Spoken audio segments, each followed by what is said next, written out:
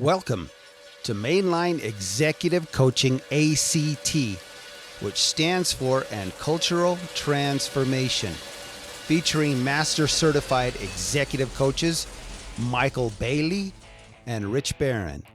With over 50 years of executive leadership and coaching between them, they will be able to bring you the most relevant topics impacting leaders today. Brought to you by Intelligent Leadership Executive Coaching, the world's top executive coaching brand. Once again, thank you and enjoy today's show. Welcome, folks. Thank you for joining us today. We've got a great topic today. I think you're all going to love this topic. This is Mike and Rich with Mainline Executive Coaching, ACT. Boom, there we go. Executive coaching. Leaders, you have to act, right? We all know that. But it's not just about acting. It's about what do you do when you act, when you take action. Also about cultural transformation. There's that relationship.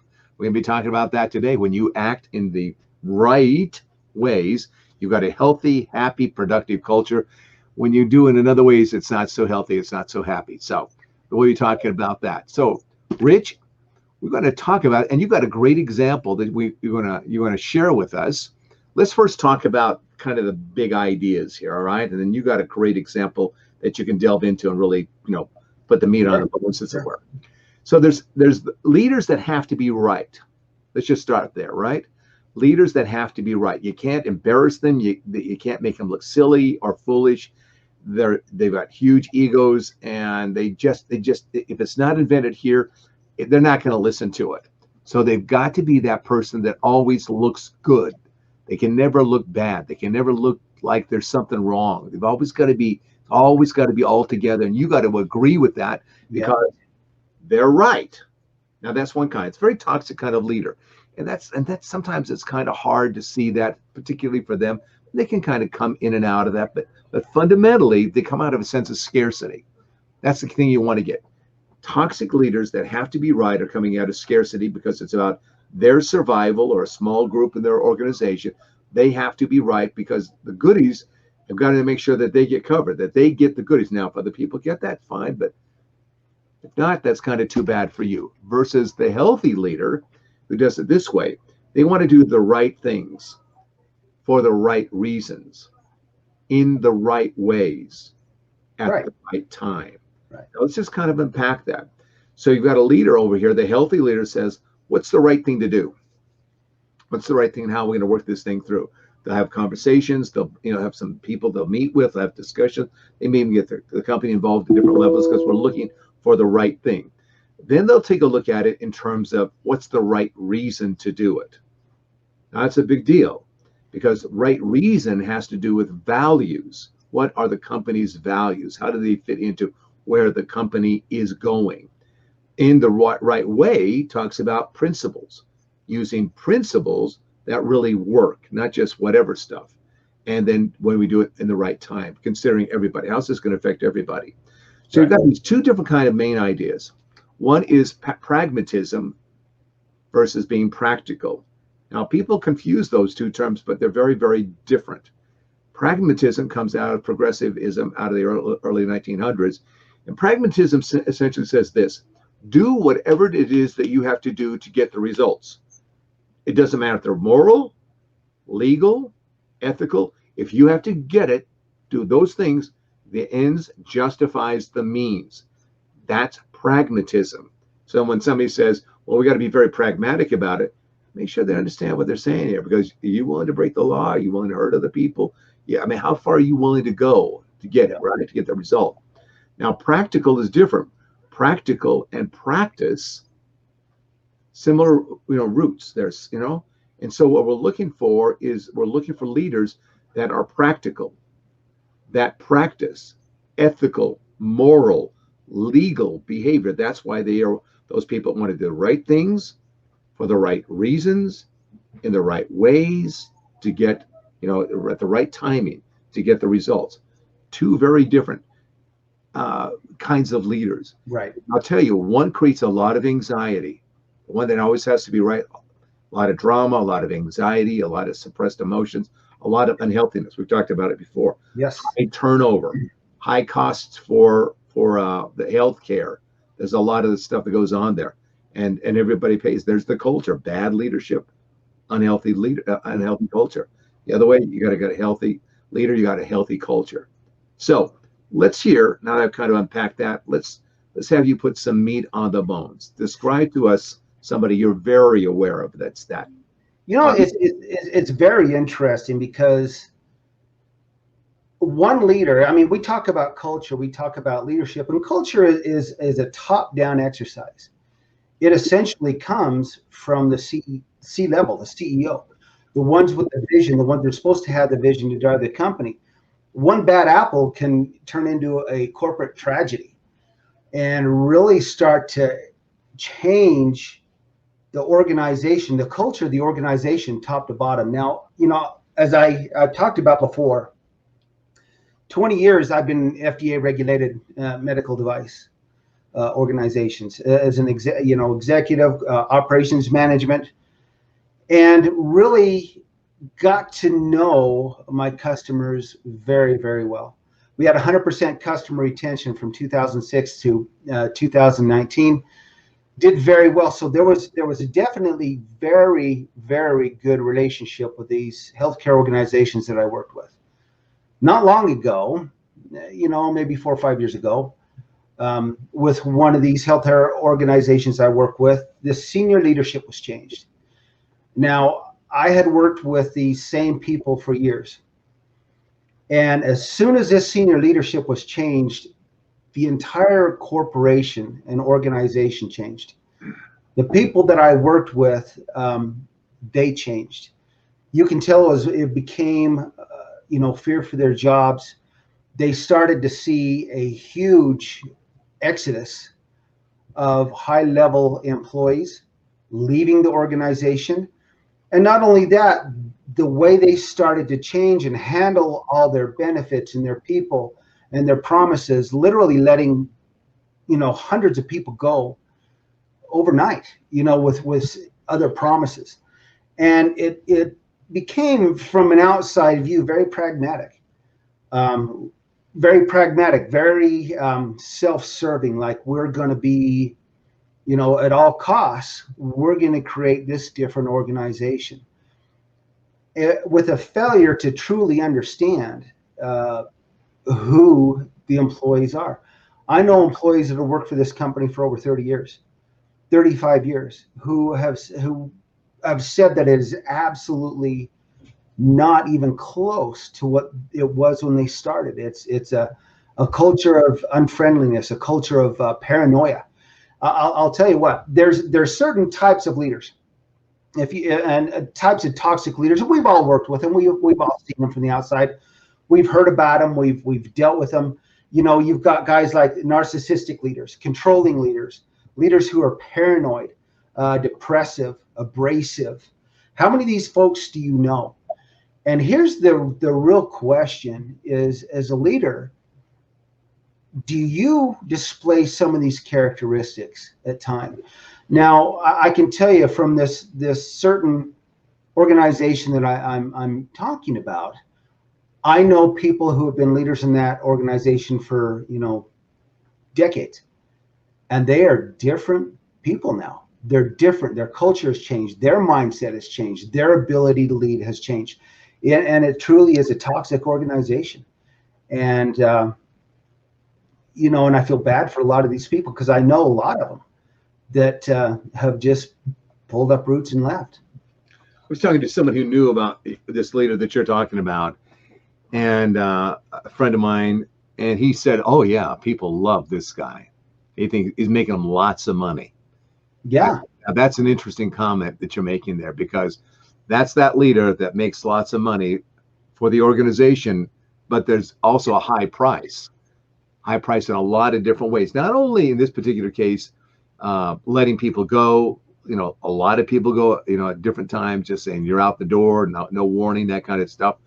But you also had a very interesting insight that you shared with me in terms of how cutting the costs can be affecting the patients that are coming in. Do you recall telling me that? Well, absolutely. You bet it does. Tell us a bit about like that. Just how would the public never know what exactly is going on, but those cost cuts are happening and they could be affecting them. Oh, absolutely. Without getting into too much detail, Right. Some of my expertise is on sterilization of medical devices. And there is definitely a change in the way with cutting corners has eliminated employees, which has really reduced the ability to adequately process certain items that are used in, surgeries, if you will. And I've talked to several people that I worked with over, and they're saying, I don't have the people, I don't have the time, I don't have the ability to process this like I used to, like I could have before, and don't have the outside support that we could have before. So here let's talk about something real quick. You mentioned something.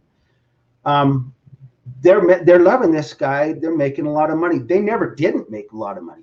They were always a very successful organization. So define making a lot of money. Define that from an outside perspective or even an inside perspective. If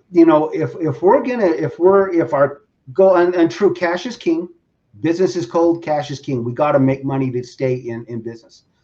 But if it comes at the cost of your organization, if it comes at the cost of the communities around you, if it comes at the cost of the people changing their leadership abilities and really not serving the greater whole as leaders should, and true, you got to be a manager, you got to run the business, but at the same time, you're only as good as the people around you.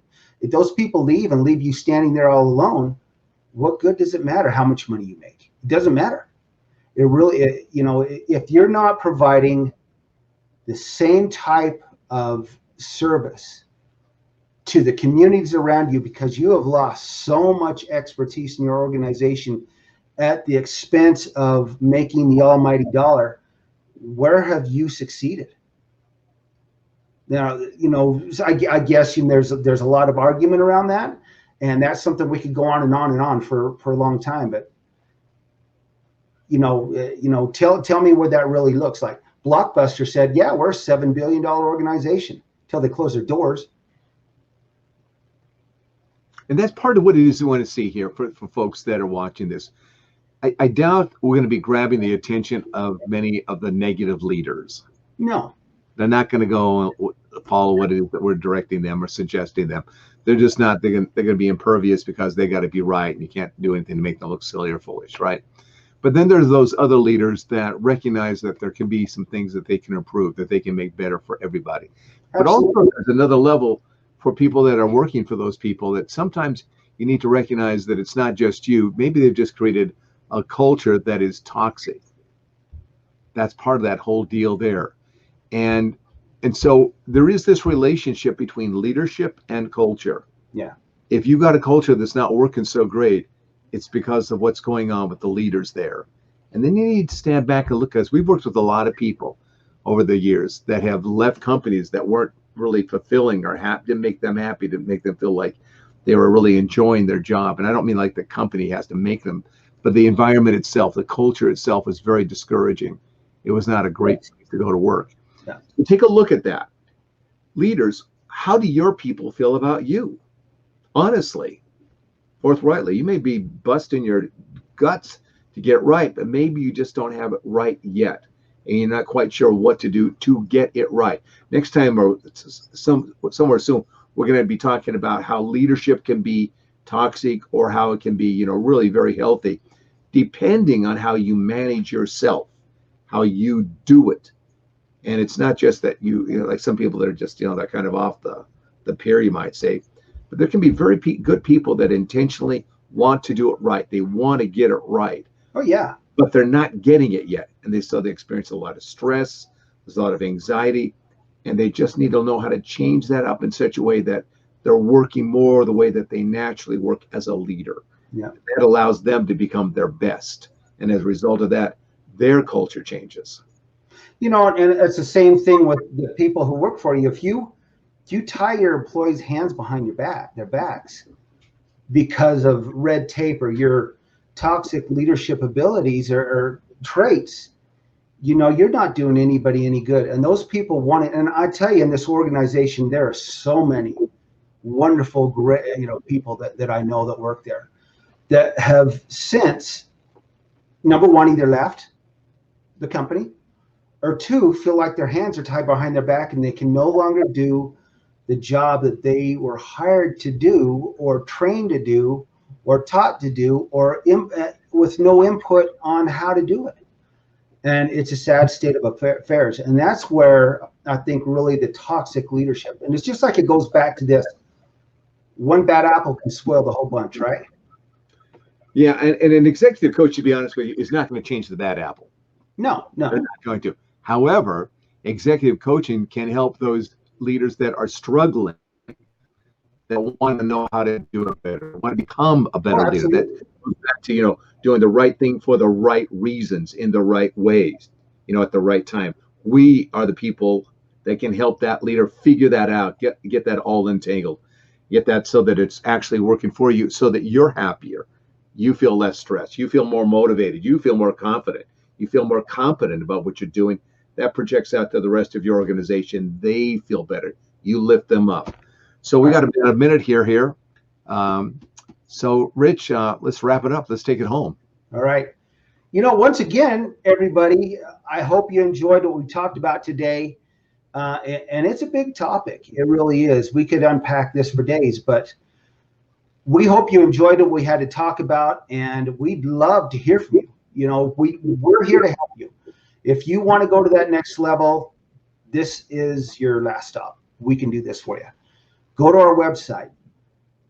Send us a message. Let's get you on some coaching. Let's get you on some and show you what we can do and how we can help you. So, and I hope to see you soon. And once again, everybody, thank you so much for your support. Stay safe and take care. Thanks for joining us today. Bye-bye. Once again, thank you for joining us on today's show. With all of the issues impacting today's leaders, you need coaching more than ever. Go to our website, executiveleadersactilec.com. Book some time with us. We guarantee your success and that you will gain skills, talents, and knowledge that will last you a lifetime. This podcast was brought to you by Intelligent Leadership Executive Coaching, the world's top executive coaching brand. Once again, thank you for joining us. Have a great day and take care.